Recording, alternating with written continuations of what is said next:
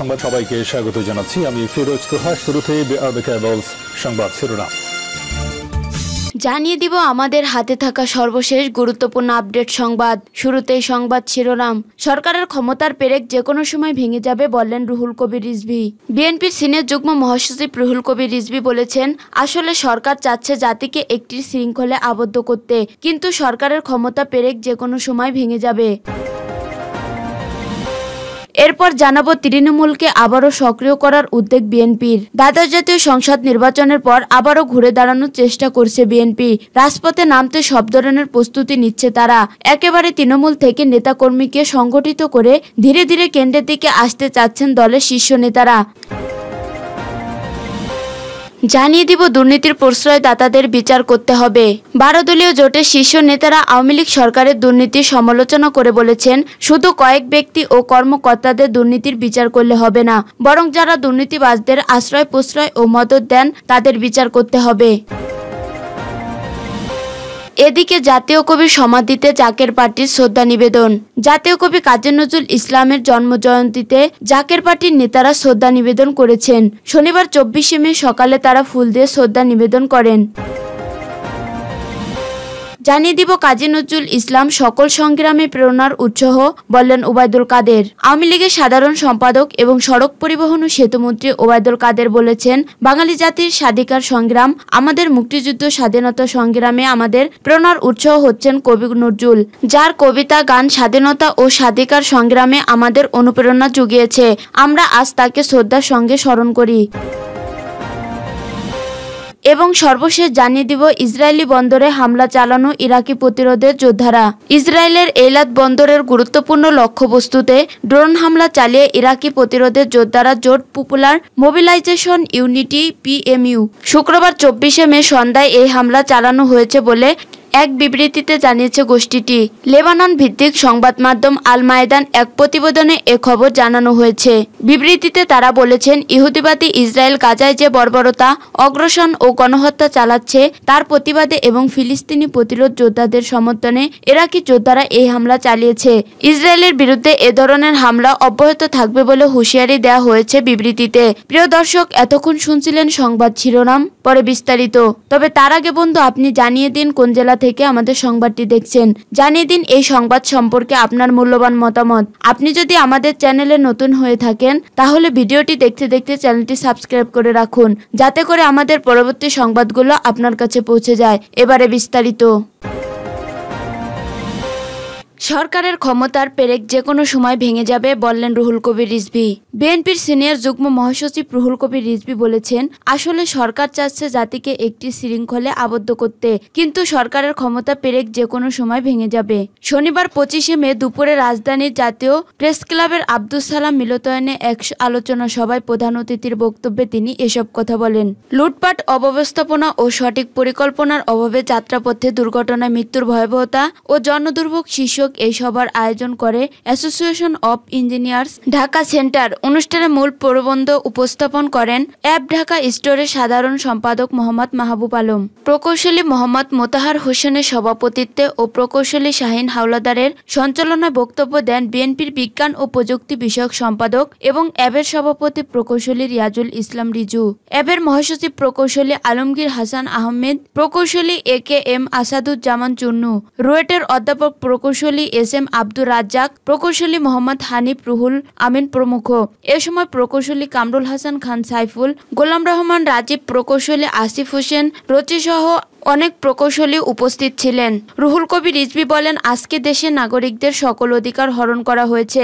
মানুষজন একটি বেড়ার মধ্যে বাস করছে, তাদের নিঃশ্বাস নেওয়ার সুযোগ নেই। আমাদের উচিত জনগণের কাছে যাওয়া। তিনি বলেন, বর্তমান সরকার উন্নয়নের নামে ফাঁকা আওয়াজ দিচ্ছেন। যমুনা সেতুতে রেল লাইন থাকা সত্ত্বেও আরেকটি রেল সেতু করার সমালোচনা করেন রিজভী। তিনি বলেন, অথচ সিগন্যাল সিস্টেম উন্নত করা এবং ডাবল লাইন করলেই কিন্তু যানজট ও জনগণের ভোগান্তি হতো না। রিজভী বলেন, কলকাতায় নিহত আওয়ামী লীগের MP আনোয়ারুল আজিম আনার তো তার এলাকার মাফিয়া হিসেবে পরিচিত। তাকে ওবায়দুল কাদেরের মতো ব্যক্তিরা প্রশ্রয় দেন বলে তারা নিজ এলাকায় এমপি প্রার্থী হিসেবে নিজেকে ঘোষণা করতে পারেন। আজকে ওই এমপির দেহকে টুকরো টুকরো করে কেটে ফেলা হয়েছে বিভিন্ন খালে বিলে। বিশেষ অতিথির বক্তব্যে অ্যাবের সভাপতি রিয়াজুল ইসলাম রিজু সড়ক পরিবহন ও সেতুমন্ত্রী ওবায়দুল কাদেরের উদ্দেশ্যে বলেন, ওনার সড়কের বেহাল অবস্থা ও নিজের দপ্তরের দিকে কোনো নজর নেই। তার ডিপার্টমেন্ট হলো বিএনপি। কিভাবে মেগা প্রজেক্টর হয়, কিভাবে মেগা দুর্নীতি করা যায় সেদিকে ওনার নজর আছে। তৃণমূলকে আবারও সক্রিয় করার উদ্যোগ বিএনপির। দ্বাদশ জাতীয় সংসদ নির্বাচনের পর আবারও ঘুরে দাঁড়ানোর চেষ্টা করেছে বিএনপি। রাজপথে নামতে সব ধরনের প্রস্তুত নিচ্ছে তারা। একেবারে তৃণমূল থেকে নেতাকর্মীকে সংগঠিত করে ধীরে ধীরে কেন্দ্রের দিকে আসতে চাচ্ছেন দলের শীর্ষ নেতারা। লক্ষ্য অর্জনের নানা হিসাব নিকাশ কষে ধীরগতিতে এগোচ্ছে তারা। এখনই বড় কোনো কর্মসূচিতে না গেলেও মাঠে গোছাতে চালাচ্ছেন নানা তৎপরতা। দলের নেতাকর্মীকে চাঙ্গা করতে এবং ফের তাদের রাজপথে নামাতে কাজটি করছে দলটির হাইকমান্ড। দলীয় সূত্রে জানায়, এই প্রক্রিয়া সম্পর্কিত করতে দলের 4 অঙ্গ ও সহযোগী সংগঠন ছাত্রদল, যুবদল, স্বেচ্ছাসেবক দল ও কৃষক দলকে মাঠে নামানো হয়েছে। তারা বিভিন্ন জেলা ও মহানগর এমনকি উপজেলা ও ইউনিয়ন পর্যায়ে সফর করতে নেতাকর্মীকে চাঙ্গা করার উদ্যোগ নেবেন। সেখানে তৃণমূলের কথা শুনবেন এবং দেবেন দিক নির্দেশনাও।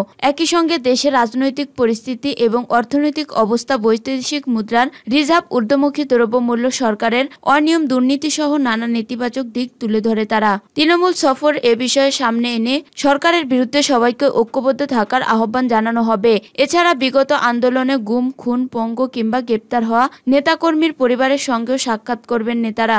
জানা গেছে, দলের হাইকমান্ডের নির্দেশনায় এরই মধ্যে ছাত্রদল নেতাদের উপস্থিতিতে সিরাজগঞ্জ, রাজশাহী বিশ্ববিদ্যালয়, রাজশাহী মহানগর ও জেলা এবং চাঁপাইনবাবগঞ্জ, নওগাঁ, জয়পুরহাট, পাবনা, ফরিদপুর মহানগর ও জেলা, রাজবাড়ী, মাদারীপুর কর্মী সম্মেলন অনুষ্ঠিত হয়। কৃষক দলের সাধারণ সম্পাদক শহীদুল ইসলাম বাবুল বলেন, তাদের জেলা সফর কর্মসূচিতে তৃণমূলকে সংগঠিত করতে উদ্যোগ নেওয়া হয়েছে। ফ্যাসিবাদের বিরুদ্ধে লড়াই করতে তাদের আরও বেশ প্রস্তুতি করা হচ্ছে। দুর্নীতির প্রশ্রয়দাতাদের বিচার করতে হবে। 12 দলীয় জোটের শীর্ষ নেতারা আওয়ামী লীগ সরকারের দুর্নীতির সমালোচনা করে বলেছেন, শুধু কয়েক ব্যক্তি ও কর্মকর্তাদের দুর্নীতির বিচার করলে হবে না, বরং যারা দুর্নীতিবাজদের আশ্রয় প্রশ্রয় ও মদত দেয় তাদেরও বিচার করতে হবে। শনিবার 25শে মে দুপুর রাজধানী জাতীয় প্রেস ক্লাবের সামনে এক বিক্ষোভ সমাবেশে তারা এমন মন্তব্য করেন। প্রধান অতিথির বক্তব্যে সাবেক মন্ত্রী মোস্তফা জামাল হায়দার বলেন, অতি সম্প্রতি দেশে অনেক ঘটনা ঘটেছে। সাবেক সেনাপ্রধান জেনারেল আজিজ ও সাবেক পুলিশ প্রধান বেনজিরের অন্যায় দুর্নীতির ঘটনা সবাই জানেন। কিন্তু আমার প্রশ্ন, শুধু তাদের বিচার করলে হবে না, তাদের যারা আশ্রয় দেয় তাদেরও বিচার করতে হবে। সেজন্য সবাইকে রাজপথে নামতে হবে। ঐক্যবদ্ধ আন্দোলনের মাধ্যমে এই সরকারকে পতন ঘটানো সম্ভব। আমি বিশ্বাস করি আমাদের আন্দোলন সফল হবে ইনশাল্লাহ। শাহাদাত হোসেন সেলিম বলেন, দ্রব্যমূল্যের কষাঘাতে দেশের মানুষ অতিষ্ঠ ও অসহায়। তারা এই সরকারের হাত থেকে রক্ষা পেতে চায়। আমরা জনগণকে সঙ্গে নিয়ে এই সরকারের পতন ঘটানোর লক্ষ্যে আন্দোলন চালিয়ে যাচ্ছি। কোনো দেশের তাবেদারি মেনে নেওয়া হবে না। দেশের স্বাধীনতা, সার্বভৌমত্ব রক্ষার জন্য আওয়ামী লীগ সরকারের অবিলম্বে পদত্যাগ দাবি করছি।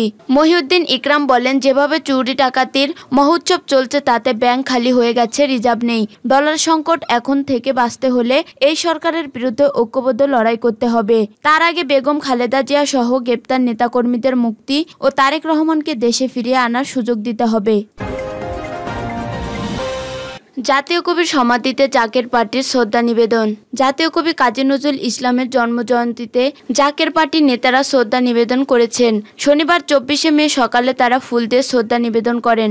জাকের পার্টির মহাসচিব শামীম হায়দার দলীয় নেতাকর্মীদের সঙ্গে নিয়ে জাকের পার্টির চেয়ারম্যান মোস্তফা আমির ফয়সলের পক্ষে প্রথম পুষ্প স্তবক অর্পণ করেন। পরে ফাতেহা শরীফ পাঠ করে মোনাজাত করা হয়। এর আগে কবির বিদ্রোহী আত্মার মাগফিরাত কামনা করে শ্রদ্ধা নিবেদন করেছে বাংলাদেশ জাতীয়তাবাদী ছাত্রদল ঢাকা বিশ্ববিদ্যালয় শাখা।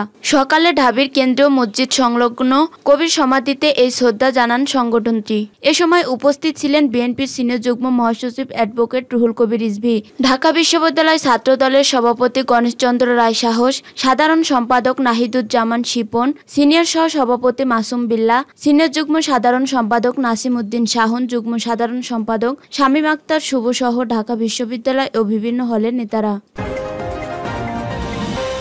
কাজী নজরুল ইসলাম সকল সংগ্রামে প্রেরণার উৎস বললেন ওবায়দুল কাদের। আওয়ামী লীগের সাধারণ সম্পাদক এবং সড়ক পরিবহন ও সেতুমন্ত্রী ওবায়দুল কাদের বলেছেন, বাঙালি জাতির স্বাধিকার সংগ্রাম, আমাদের মুক্তিযুদ্ধ স্বাধীনতা সংগ্রামে আমাদের প্রেরণার উৎস হচ্ছে কবি নজরুল, যার কবিতা গান স্বাধীনতা ও স্বাধিকার সংগ্রামে আমাদের অনুপ্রেরণা জুগিয়েছে। আমরা আজ তাকে শ্রদ্ধার সঙ্গে স্মরণ করি। শনিবার 25শে মে জাতীয় কবি কাজী নজরুল ইসলামের 125তম জন্মবার্ষিকী উপলক্ষে ঢাকা মহানগর বিশ্ববিদ্যালয়ে অবস্থিত কবির মাজারে শ্রদ্ধাঞ্জলি নিবেদনের পর সাংবাদিকদের কাছে একথা বলেন তিনি। ওবায়দুল কাদের বলেন, অসাম্প্রদায়িক চেতনার কবি, বিদ্রোহী বেদনার কবি, যৌবনের কবি কাজী নজরুল ইসলাম আমাদের জাতীয় কবি। তার জন্মতিথির এই দিনে বলতে চাই, আমরা বঙ্গবন্ধুর নেতৃত্বে মুক্তিযুদ্ধে বিজয় হয়েছি, কিন্তু সেই বিজয়কে সুসংহত করার এখনো অনেক কাজ বাকি। বিজয়কে সুসংহত করার পথে বাধা দিতে বিএনপির পৃষ্ঠপোষকতায় বাংলাদেশ কিছু সাম্প্রদায়িক অশুভ শক্তি তৎপর। বঙ্গবন্ধু কন্যা শেখ হাসিনার নেতৃত্বে আমরা বৃক্ষকে সমূল্য উৎপাটিত করে বাংলাদেশ গড়ব। সেটি হবে নজরুলের প্রতি আমাদের শ্রদ্ধাঞ্জলি।